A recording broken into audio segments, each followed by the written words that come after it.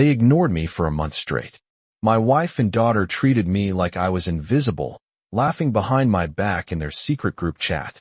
So, I vanished at 4:47 a.m. without a word. 3 years later, she invited me to the wedding. When I walked through those doors, she saw who I become. My name is Arthur Vance. I'm 52 years old, and I spent most of my adult life designing failsafes for aircraft. Redundancies, backup systems, the kind of engineering that keeps planes in the air when everything else wants to bring them down. Ironic, isn't it? I could build emergency protocols for Boeing jets. But I never saw the warning lights flashing in my own marriage until I was already in a nosedive. Looking back, maybe I should have noticed sooner. The way Eleanor's eyes would glaze over when I talked about work. How Sophie stopped asking me for advice somewhere around her junior year of college. But I told myself it was normal. People grow. Relationships evolve, right? I was the provider, the problem solver, the guy who made sure the mortgage got paid and the cars got serviced. I thought that mattered. The real beginning of the end started in March, about 5 weeks before Sophie's wedding. I came home from a consultation trip to Seattle, tired but excited because I'd closed a major contract with Alaska Airlines. 6 figures for a year-long safety audit project. I walked through the door expecting maybe a "how was your trip?" or "that's great, honey." Instead, Eleanor was on the couch with her laptop and Sophie was at the dining table with fabric swatches spread out like a textile explosion. I set my bag down. "Hey, I'm home." Nothing. Not even a glance. I tried again, louder this time. The Seattle deal went through. We're looking at a really good year. Eleanor made a humming sound that could have meant anything or nothing. Sophie held up 2 nearly identical pieces of cream-colored fabric to the light, squinting at them like they held the secrets of the universe. I walked over to the table. "Sophie, those look nice. What are they for?" She finally looked at me, but it was the kind of look you give a stranger who's standing too close on the subway. "Table runners," she said flatly, then turned back to Eleanor. "Mom, which one do you think works better with the gold chargers?" Eleanor leaned forward, studying them with an intensity. She'd never shown my engineering plans. "Definitely the one on the left, more texture." I stood there for another moment, feeling something cold settle in my chest. Then I picked up my bag and headed upstairs. Nobody noticed. That was day 1. By day 7, I'd figured out the pattern. They didn't argue with me. They didn't snap or criticize. They just erased me. Conversations happen around me, through me, but never with me. I'd ask about the florist, the caterer, the venue, all the things I've been helping coordinate for months. I'd get one-word answers or not at all. Sometimes Eleanor would repeat my question to Sophie as if I hadn't just asked it myself. At dinner on day 12, I tried to lighten the mood. Made a joke about how all weddings should come with an engineering flowchart to keep track of everything. Sophie looked at Eleanor and rolled her eyes. Eleanor actually laughed at me, not with me. I finished my meal in silence while they discussed dress alterations and bridesmaid drama like I was a piece of furniture. Day 19. I stopped trying to engage, started watching instead, observing. That's when I noticed the little things. How they'd move items on the counter just out of my reach. How they'd schedule wedding meetings and forget to tell me. How every suggestion I made got dismissed. But if Eleanor said the exact same thing 5 minutes later, suddenly it was brilliant. Day 28 was when everything changed. Not because they suddenly started treating me like a human being, but because I finally saw the truth in black and white. Sophie had left her tablet charging on the kitchen counter. She was upstairs getting ready for another wedding vendor meeting, one I hadn't been told about. Eleanor was in the shower. I was making coffee, and the screen lit up with a notification. I wasn't trying to snoop. The message just appeared right there. A group chat with Sophie, Eleanor, and 2 of Sophie's bridesmaids. The preview showed my name. My hand hesitated over the tablet. I'd never been the kind of husband who checked his wife's phone or invaded privacy. But something in my gut, that same instinct that told me when an aircraft design had a fatal flaw, made me tap the screen. The chat was titled Wedding Planning Squad. I scrolled up, reading through weeks of messages. Most of it was normal stuff about flowers and seating charts. Then I found a section about me. One of the bridesmaids had written, "Is your dad coming to the dress fitting?" Sophie's response, "Ugh, hope not. He's been hovering lately." Eleanor had added, "Don't worry. He'll back off soon. He always does." Then another message from Sophie from 3 weeks ago. He asked about the rehearsal dinner again. "So annoying, Eleanor. Just ignore him. He'll get the hint." The bridesmaid. "That's kind of harsh, isn't it? Sophie, you don't understand. He's just so boring. Like, everything has to be practical and planned out. He sucks the fun out of everything." Eleanor had sent a laughing emoji, then typed, "Give another week. He won't last a month. Then we can plan things the way we want." I stare at those words. He won't last a month. Like I was some annoying pest. They were waiting to exterminate itself. Like my presence in my own daughter's wedding planning was something to endure. And outlast. I scrolled further, found screenshots they'd shared. One was from a family group chat, where I'd suggested we create a budget spreadsheet for wedding expenses. Sophie had circled my message and sent it to this private chat with the caption, "He's trying again." More laughing emojis. More jokes at my expense. Eleanor had written, "At least he's consistent." Consistently boring. The shower upstairs turned off. I heard Eleanor's footsteps in the bedroom above. I put the tablet back exactly where I found it. Screen dark, charging cable at the same angle. Then I walked out to the garage, got in my car, and sat there in the darkness with the door closed. Something inside me didn't just break, it evaporated. The version of me who thought I was building a family, providing for people I loved, being a good husband and father, that man just dissolved like morning fog. I sat there for 20 minutes, completely still, while a new version of myself assembled in the silence. This version was clear-headed, methodical. This version had already started planning. When I walked back into the house, Eleanor was in the kitchen, hair wet, looking at her phone. She glanced up. "Where'd you go?" I smiled. "Just needed some air." "I'm fine." She went back to her phone, already forgetting I existed. That was okay. I was counting on it. I left at 4:47 a.m. on a Tuesday. Not because of sentimentality, but because that's when the neighborhood is quietest. Dogs still asleep. No early joggers, no witnesses. My bag was already in the trunk, packed 3 days earlier, and hidden under a tarp in the garage. One suitcase. Everything else I needed was either digitized or replaceable. I'd learned long ago that aircraft emergencies require you to prioritize what's essential and abandon the rest.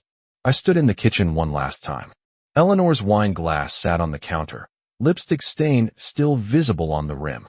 She'd stopped rinsing them out years ago, back when she stopped caring about the small courtesies that held a marriage together.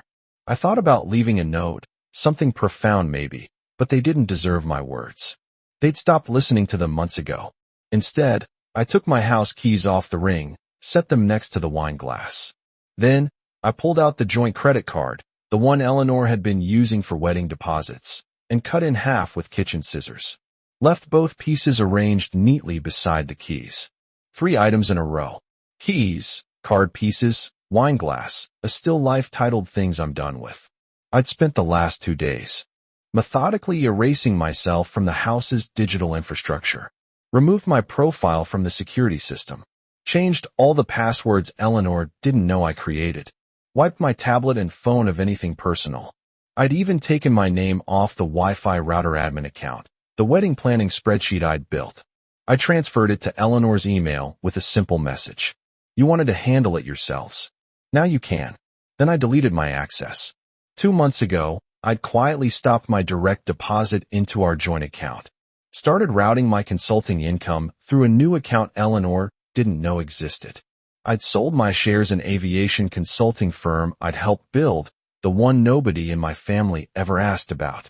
The proceeds went into a trust structure my attorney set up through a colleague in Montana.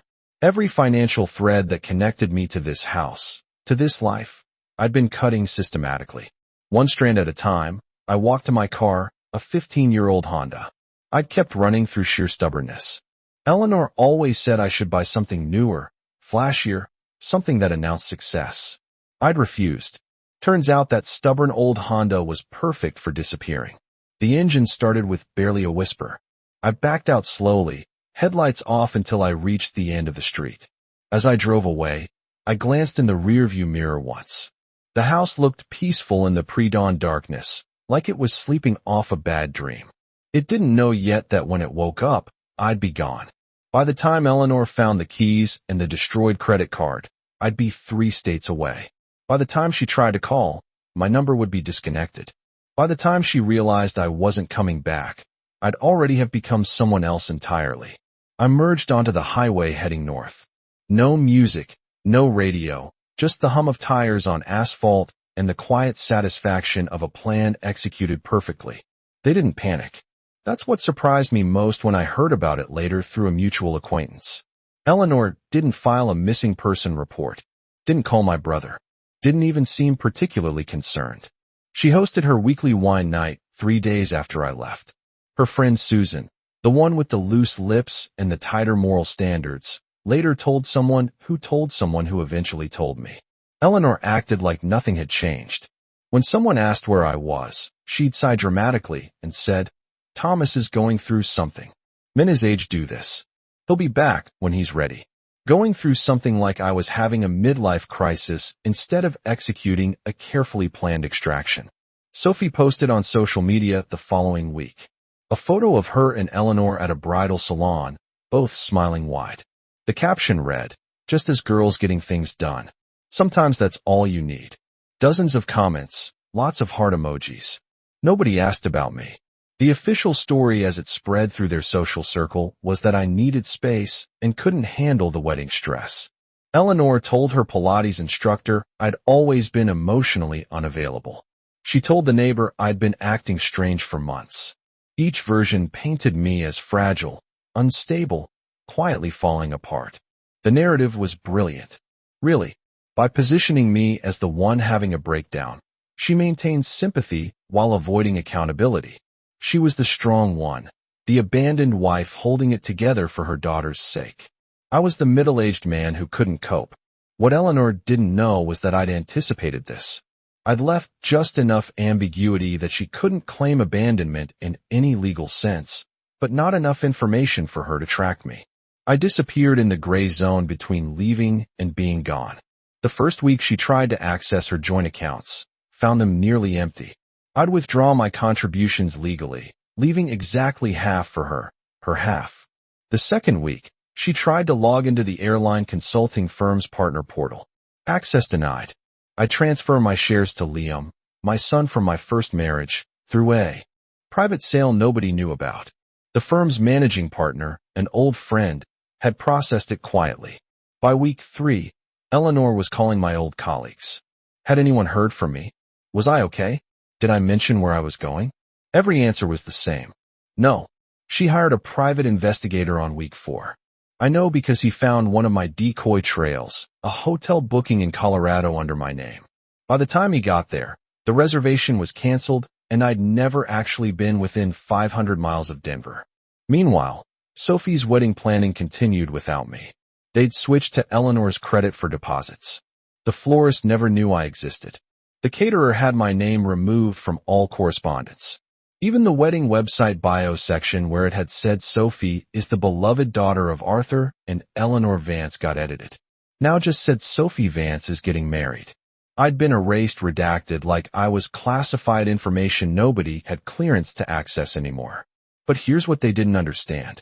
While Eleanor was crafting her narrative and Sophie was editing me out of her story, I was building something new, something they couldn't touch, couldn't diminish, couldn't ignore away. I'd rented a cabin in northern Montana, remote, off-grid, except for a satellite internet connection, the kind of place where you can think clearly without the noise of other people's expectations. And I wasn't alone. The call came from Eleanor's attorney 6 weeks after I left. My lawyer, a sharp woman named Maria Sanchez, who specialized in asset protection, forwarded me the message with a 2-word comment. They're scared.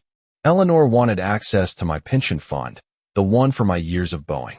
She tried logging in with old credentials and hit a wall, so she'd lawyered up, assuming she could force her way in. Maria called me from her office in Seattle. "Arthur, I've got their formal request here. They're claiming marital asset rights to your pension." I was sitting on a cabin porch watching eagles circle over the lake, and they don't have a case. You restructured everything into a living trust 5 years ago. It predates any wedding planning, any recent marital issues. It's bulletproof. What about Sophie? I asked. That's what really mattered. She's listed as a beneficiary, but with conditions. She needs to complete a degree, maintain employment for 1 year, and establish independent residence for 18 months without financial support from Eleanor. I smiled. So, she gets everything as she grows up. Essentially, yes. Your attorney who set this up was brilliant. Eleanor isn't even mentioned in the trust documents. There was a pause on the line. Then Maria continued, her voice careful. Arthur, there's something else. Eleanor's lawyer mentioned she's considering filing to have you declared legally dead. It's premature by years, but they're testing the waters. My grip tightened on the phone. She wants me dead on paper. She wants access to your assets. And if you're declared deceased, your trust terms might accelerate. But here's the thing. They need proof you're not just absent. They need evidence of death or disappearance under suspicious circumstances. You've been paying bills, haven't you? Everything's automated through the trust. Then they can't prove you're dead. You're just gone, and there's a big legal difference. After the call ended, I sat to processing it. Eleanor wasn't looking for me out of concern. She was looking for my money. The woman I'd spent 23 years with was trying to legally erase me so she could cash in. That night, Liam called for Vancouver. My son, the one Eleanor never knew existed. The one I'd kept separate from that life because I'd learned the hard way that some people don't deserve access to everything you are. Dad, I saw the trust notification. She actually tried to access it. Liam's voice carried disbelief. She thinks it's hers. I said simply, what are you going to do? I watched the sun set over the mountains, painting the sky in shades of orange and red. Nothing. Let her exhaust herself. The walls are already built. She just doesn't know she can't climb them. 3 months after I disappeared, Eleanor was still selling the narrative. I was the man who'd abandoned his family, the father who couldn't handle the pressure, the husband who'd lost his mind under wedding stress. Then a photograph changed everything. Clara's cousin, a yoga instructor who traveled to wellness retreats like some people collect stamps, posted a carousel on Instagram from a leadership conference in Oregon. Scenic mountain shots, green smoothies, the usual content. But slide 4 showed a conference room full of people sitting in meditation poses, all facing a speaker at the front. The speaker was me.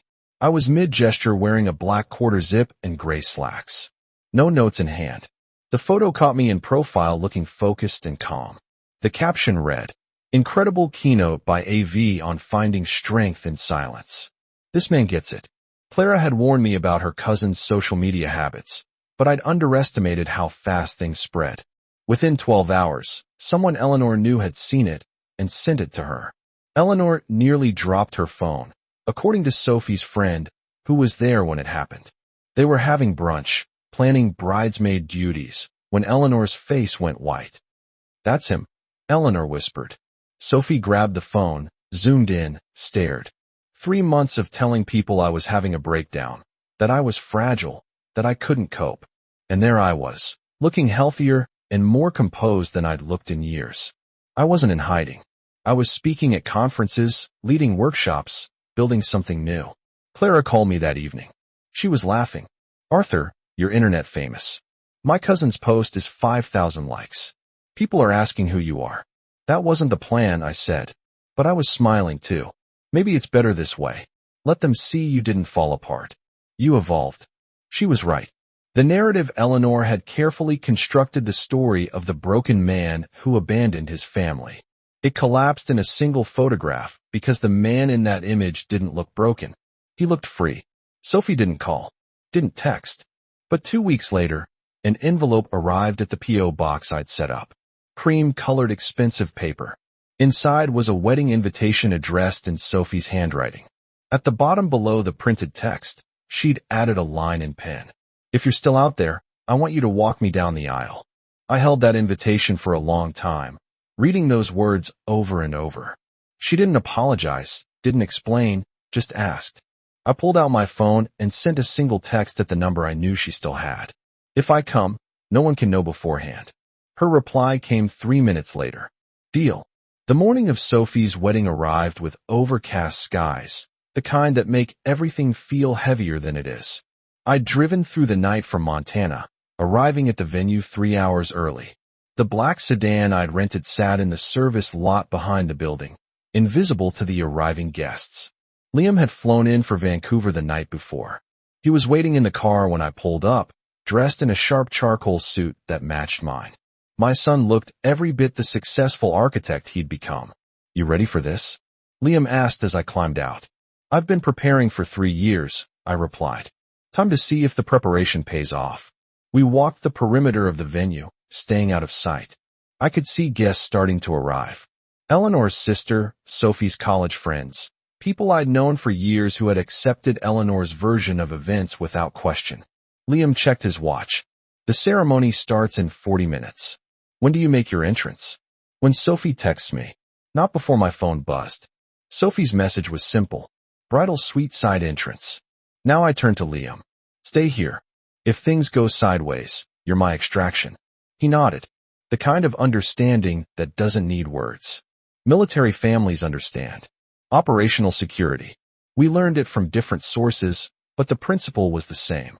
I made my way through the side entrance. Past catering staff too busy to notice me. The bridal suite was down a corridor away from the main hall.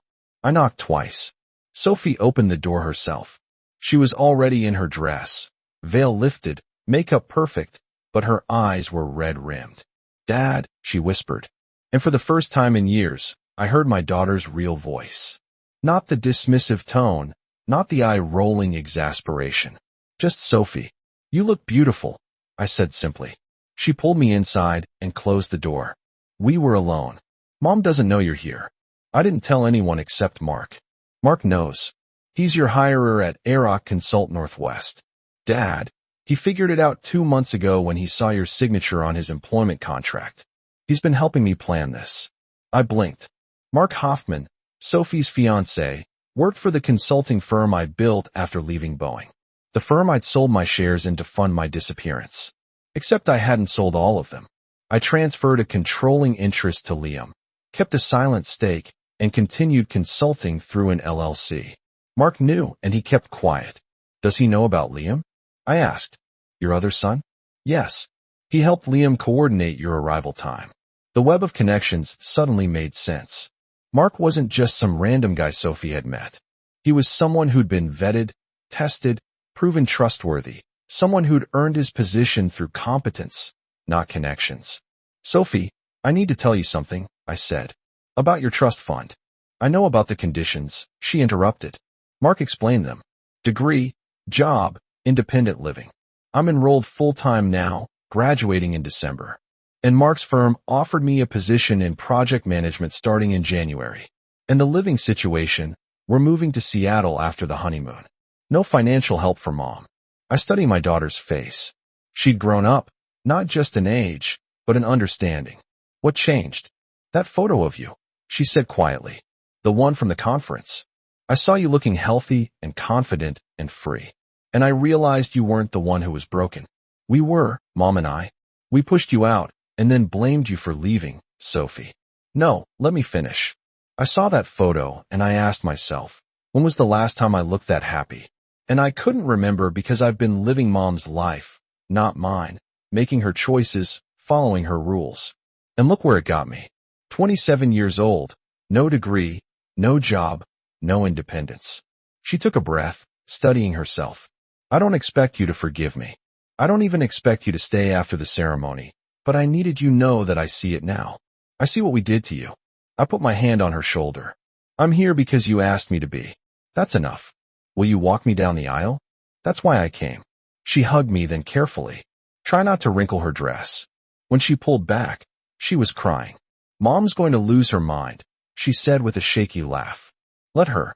The music started. That traditional wedding march that's been playing at ceremonies for generations. Through the small window and the bridal suite, I could see the guests standing, turning toward the doors.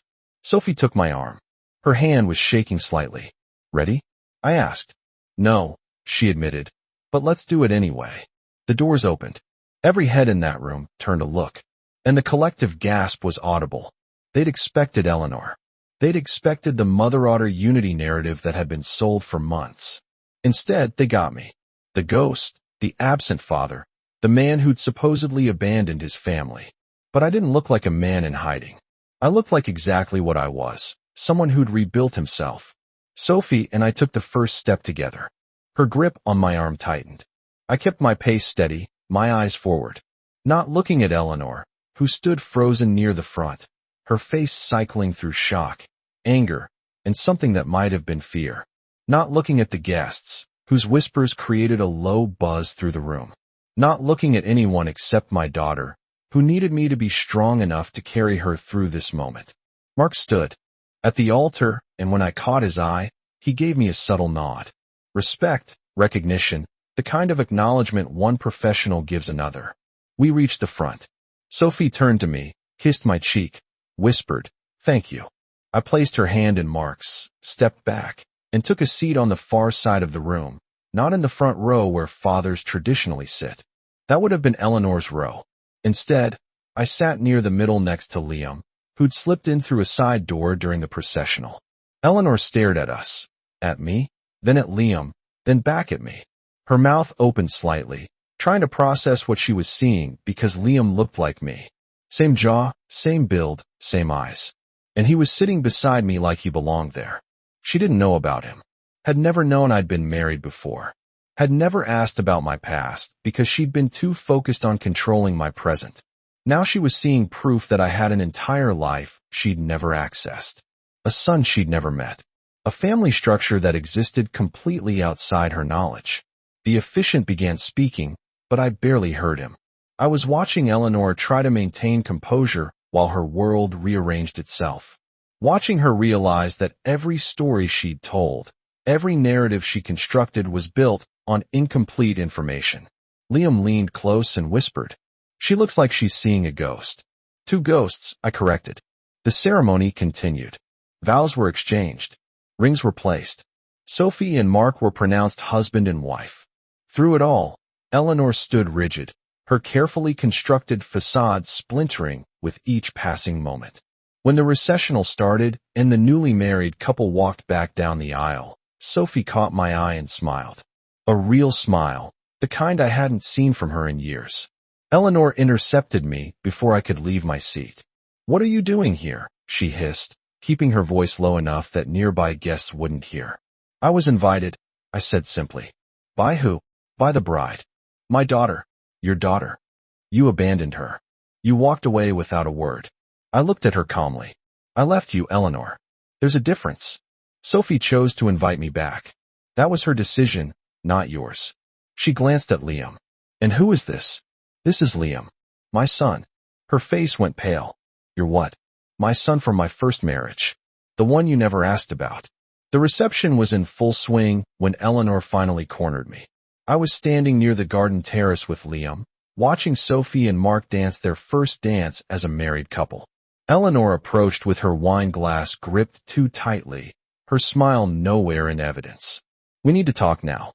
"There's nothing to discuss," I said calmly. "Nothing. You show up after 3 years with a son I didn't know existed, and you think there's nothing to discuss." Liam stepped slightly closer. "Mrs. Vance, maybe this isn't the time." "I'm not talking to you." She snapped at him, then back to me. "How long were you planning this? How long have you been lying to me?" "I never lie, Eleanor. You never asked. 23 years of marriage, and you never once asked about my past. You just assumed you knew everything worth knowing." Her face flushed. "So this is my fault. This is nobody's fault. It just is. I had a life before you. Liam is part of that life. The fact that you didn't know about him says more about what you didn't ask than what I didn't tell. And the trust, the money you hid from me. I didn't hide anything. I protected assets I'd earned before we married. That's legal. That's smart. And frankly, given that you tried to have me declared dead to access those assets, I'd say my instincts were correct." She recoiled like I'd slapped her. "I never." "Yes, you did. Your attorney filed preliminary paperwork. My lawyer has copies." Eleanor's mother, Margaret, appeared beside us. The elderly woman looked at her daughter with disappointment etched into every line of her face. "Eleanor," Margaret said quietly, "stop making a scene at your daughter's wedding." "Mom, stay out of this." "No, I've stayed out of it for too long." Margaret turned to me. "Arthur, I apologize for my daughter's behavior. I tried to tell her she was treating you poorly. She wouldn't listen. Eleanor stared at her mother. You're taking a side. I'm taking the side of decency. You ignored this man for a month, mocked him behind his back, and when he left, you tried to steal his money. What did you expect him to do? He abandoned us. He left you. Margaret corrected. And can you honestly say you gave him a reason to stay? The silence that followed was heavy. Eleanor looked at her mother, at me, at Liam, and seemed to finally understand that she'd lost the narrative. Nobody here believed her version anymore. Sophie approached, still in her wedding dress, Mark beside her. Mom, can we not do this today? Your father. My father is here because I asked him to be, and I'm glad he came. I'm glad Liam came. I'm grateful they both showed up when I needed them. Eleanor's eyes filled with tears. Real ones this time, not performative. You're choosing him over me. I'm not choosing anyone over anyone, Sophie said firmly. I'm just done pretending Dad was the villain in this story. He wasn't. We were. I didn't stay for the whole reception. Once Sophie and Mark had their first dance, once the speeches were done and the cake was cut, Liam and I slipped away. We'd said what needed saying just by being there. Clara was waiting at the hotel. Chloe asleep in the portable crib we brought. She looked up when I entered, searching my face for signs of how it went. Sophie was beautiful, I said, and she's going to be okay. And Eleanor is Eleanor, but she's not my problem anymore. Clara crossed the room and hugged me. Not out of pity, but out of partnership. She'd helped me rebuild myself over the past 2 years. Helped me remember what it felt like to be with someone who actually saw me. Liam ordered room service and the three of us ate dinner while he told stories about his architecture projects in Vancouver, about his wife Anna and their son, my grandson, who was starting kindergarten in the fall. You should come visit properly, Liam said. No more hiding. No more secret trips. Just normal grandpa visits. I'd like that. My phone buzzed with a text from Sophie. Thank you for today. Can we have coffee next week? Just us. I showed it to Clara. She smiled. She's reaching out. Yeah, she is. 8 months later, Sophie graduated with her business degree. I was in the audience sitting between Liam and Clara. Eleanor was there, too, but on the other side of the auditorium. We didn't speak. We didn't need to. Sophie started her job at Mark's firm, the one I still had partial ownership in. She was good at project management. Turned out had a mind for details and deadlines. Wonder where she got that from. She and Mark moved to Seattle, rented an apartment, lived on their own income. By the time 18 months had passed, Sophie had met every condition of the trust. I invited her to lunch at a restaurant overlooking the water. Liam flew down for Vancouver. When we showed Sophie the trust documents, explaining everything she'd inherited by choosing to grow up, she cried. I don't deserve this, she whispered. You earned it. I corrected. You did the work. You became independent. That was the whole point. She looked at Liam. I have a brother. You do. And a sister-in-law and a nephew who can't wait to meet Aunt Sophie. We spent 3 hours at that restaurant building something new. Not fixing what was broken, that couldn't be fixed, but creating something different, something honest. Eleanor called once, months later. I didn't answer. She left a voicemail asking if we could talk. I deleted it without listening to the whole message. Some doors once closed. Should stay that way. Clara and I got married in a small ceremony in Montana. Just family. Liam and Anna, Sophie and Mark, Chloe is flower girl. No drama, no games, just people who want to be there. Sophie gave a short toast at the reception. My dad taught me that sometimes you have to walk away from people who don't see your worth. And sometimes, if you're lucky, they figure it out before it's too late. I'm grateful I figured out in time. She looked at me when she said it. And for the first time in years, I saw my daughter. Not Eleanor's puppet, not a girl pretending to be grown, but a woman who'd chosen to build her own life. That was worth every silent morning I'd endured, every ignore question, every moment of feeling invisible, because I'd stopped being invisible by refusing to stay where I wasn't valued. And in the end, the people who mattered found their way back.